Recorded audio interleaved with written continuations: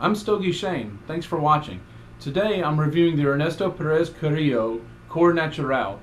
This variety happens to be the 7.1 inch by 49 ring gauge Churchill. Ernesto Perez Carrillo is the man behind La Gloria Cubana, and this is another of his signature creations. They run about $8 at my local brick and mortar store. Visually, it's kind of a light brown in color, but it has a lot of medium-sized veins. There's no stippling anywhere on the cigar. It seems to be pretty smooth outside of the veins and a few lumps underneath the wrapper. It seems to be, compared to a lot of cigars, kind of a thick wrapper, but not as thick as some. It does have some soft spots, so it leads me to believe that it may speed up in places and slow down in other places, but overall I think it'll burn without having to have much touch-up. I just don't think it's going to be one of those cigars with a very even ring of ash around it. It smells very earthy. It does smell a little bit like wet leather, but mostly like a horse field or horse pasture. So that usually means it's going to be pretty creamy, but we'll fire it up and see how it smokes.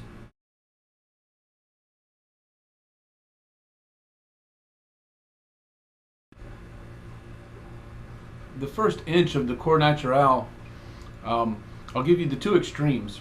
Right on the initial draw is very caramel in terms of texture and taste. It's not sweet, but it's got that buttery, thick, viscous smoke that's very satisfying. And at the back of the finish, there's light hints of spice. In between the two, the overwhelming flavor really is going to be butter, actually. So because of the cream and that light little bit of spice and the woodiness that works its way in. Right now the woodiness that I'm tasting is definitely cedar. There's no two ways about that. There's no way to misinterpret it or anything. But we're in the first inch, so we'll see how it matures and how it goes.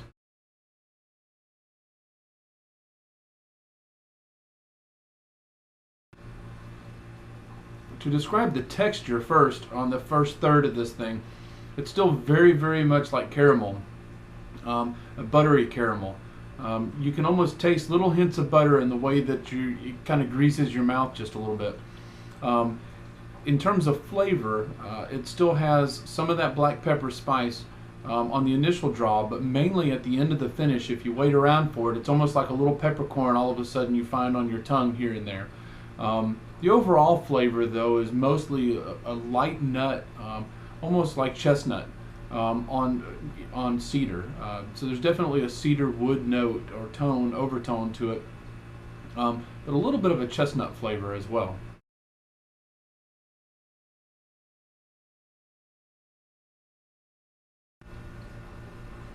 The second third actually changed a lot.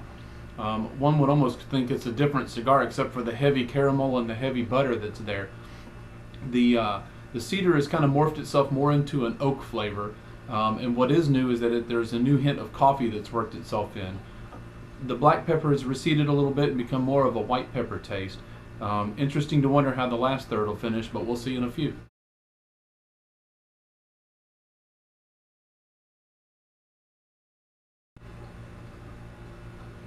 This is one of those cigars you just don't want to end. The way that it picks up flavors in the final third is out of this world. It moves the butteriness from a component of the taste into more a component of the texture, which complements the creaminess very well.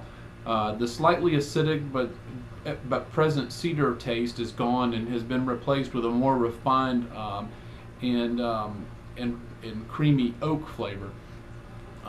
What's most notable about it, I guess, is the way that this thing started out with no hints of coffee at all, and out of nowhere they started walking in, and now it's an ever-present flavor of the cigar. The price is very reasonable. In fact, maybe even a little bit cheap. At around $8, it's something that you should pick up and try. The ash, in terms of construction, has been very reliable. About 1.5 inches. It starts to fracture, as you can see here, but it hangs on. It is a little bit flaky, so you can expect a light dusting of ash here and there, but it won't make a mess.